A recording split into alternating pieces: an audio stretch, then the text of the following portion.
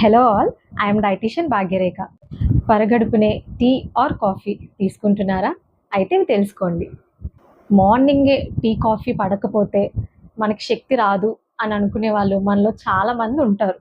వాస్తవానికి ఇది నిజమే. కానీ టీ కాఫీ మోతాదులు ఎక్కువైతే సైడ్ ఎఫెక్ట్స్ కూడా ఉంటాయి.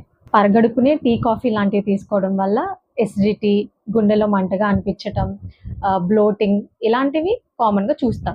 టీ కాఫీ ఏంటి అంటే డయూరెటిక్స్, అంటే మన బాడీలో వాటర్ని బయటికి పంపించేస్తూ ఉంటాయి. సో దీనివల్ల డిహైడ్రేషన్ వచ్చే అవకాశాలు ఉంటాయి అండ్ కాన్స్టిపేషన్ లాంటి ప్రాబ్లమ్స్ కూడా మనం చూస్తాం. మన పంటి పైన ఎనామిల్ అనే ఒక పొర ఉంటుంది. అది టీ కాఫీ తీసుకోవడం వల్ల రాను రాను ఆ పొర అనేది తొలగిపోతుంది. దీనివల్ల పంటి సమస్యలు అనేవి వస్తాయి. సో టీ కాఫీ కాకుండా ఇంకేం తీసుకోవచ్చు పరగడుపున అంటే ఒక గ్లాస్ ఆఫ్ వామ్ వాటర్, అంటే గోరువెచ్చని నీళ్ళు తీసుకోవచ్చు. కావాలంటే అందులో తేనె, నిమ్మరసం వేసుకోవచ్చు. సో దీనివల్ల యాంటీ ఆక్సిడెంట్స్ వస్తాయి, ఇమ్యూనిటీ కూడా పెరుగుతుంది. Thank you.